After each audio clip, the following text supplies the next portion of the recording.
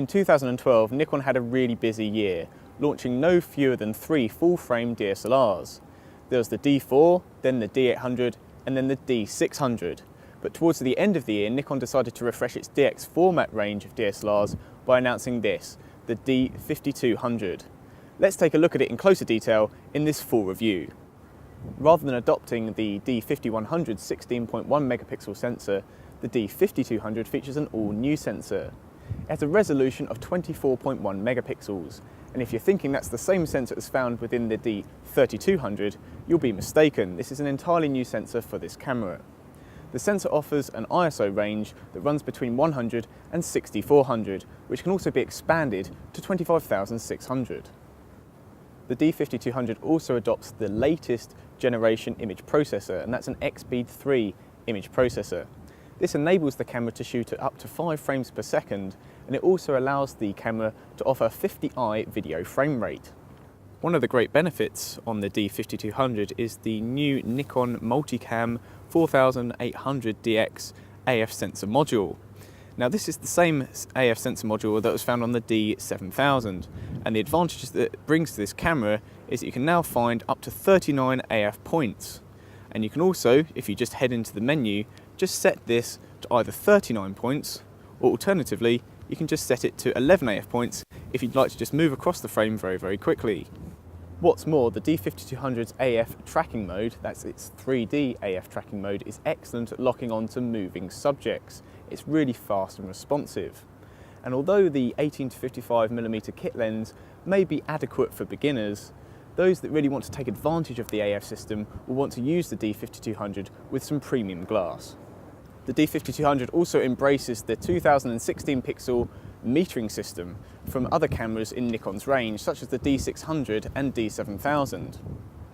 Now the exposure compensation can be set to plus or minus 5 EV, and the real great advantage of the 5200 is that you can also just change the exposure compensation when you're recording videos. One of the key differences between the D5200 and its entry-level cousin, the D3200, is that of its tilting screen at the side. This can be tilted to almost any angle for high or low angled shooting. And it's a screen that measures 3 inches in size, and it features a 921K dot resolution. Although the D5200 doesn't feature Wi-Fi and GPS built into the camera, it does actually support both of these features. But these have to be paid for and just bought additionally, which actually just increases the cost very slightly of the D5200. The wireless mobile adapter to make it Wi-Fi enabled is around £50, but if you want to buy the GPS adapter, which then just sits on top of the camera, just plugs into the side, that's going to set you back about £199. To make it attractive to those who like to record HD video, the D5200 shoots at a variety of different frame rates, including 50i, 30 frames per second, 25 frames per second, and 24 frames per second. At the side of the camera, there's also a 3.5mm port, so you can attach an external microphone. However, there's no 3.5 external port, so you can listen to the audio and monitor it as you create your videos. Even though it looks almost identical to the D5100, it's actually 45 grams heavier. And if we just take a look underneath, it also just uses the same battery, so those who are going to upgrade can just use the batteries that they've used before. And if we just swing the camera around, it's also got a really good new graphic user interface, just to make it a little bit easier when you're setting up the camera. This new graphic user interface makes it very easy just to set up your shutter speed, aperture and ISO settings. These clear dials just clearly show the settings that you've got them set to, and even the aperture closes as you just increase the aperture. There we go. It's really nice, neat interface, and also the ISO can just be controlled over here on the right.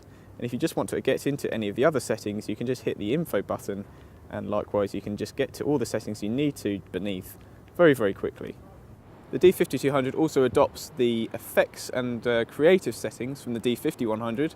Some of these include night vision, color sketch, miniature effect, selective color, silhouette, high key and low key. But as we found out in our testing, there's still a bit of lag when using some of these modes. Loaded with a SanDisk Extreme Pro card, we managed to rattle out 6 frames at 5 frames per second before the buffer prevented any more shots being taken.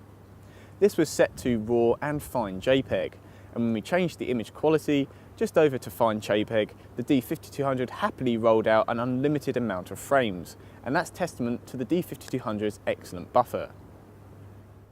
Adopting the 2016 pixel RGB sensor from the D7000, the D5200 provides matrix, center-weighted and spot metering modes. With the metering mode set to matrix for general shooting, the D5200's images appear well exposed on screen, and a study of our histograms in Photoshop and Camera Raw confirms that the metering system works very well indeed. We found ourselves rarely dialing in any exposure compensation to produce accurate exposures in scenes with a wide dynamic range. If you'd like the camera to help restore more accurate detail from high contrast scenes, active D-lighting is also available and applies automatic digital processing to the brightest or darkest areas of an image. The D5200 produces bright and vibrant images straight out of the camera. Colour accuracy is a good representation of what your eye sees at the point of capture, but JPEGs are fractionally more saturated than RAWs as a result of some in-camera processing. As for sharpness and detail, the 24.1 megapixel sensor delivers highly resolute images with impressive levels of detail when it's coupled with premium lenses. Attached to our Sigma 105mm f2.8 test lens, the D5200 managed to resolve 32 lines per millimetre on our resolution chart at ISO 100, which is a very respectable performance. As for its performance at high ISOs, the D5200 performs very well, with very minimal noise in images until ISO 1600. You can use ISO 1600 and ISO 3200 settings with no problem at all, and it's not really until you reach ISO 6400 that you really start to see noise creeping into images when they're viewed at 100%. With a little bit of noise reduction in Camera Raw, you can easily just remove the noise, but we would say avoid the extended ISO settings at 12,800 and 25,600. So there we have it, it's Nikon's latest DX format DSLR, the D5200. To read our final verdict on the camera and to read the full review, make sure you just head to whatdigitalcamera.com.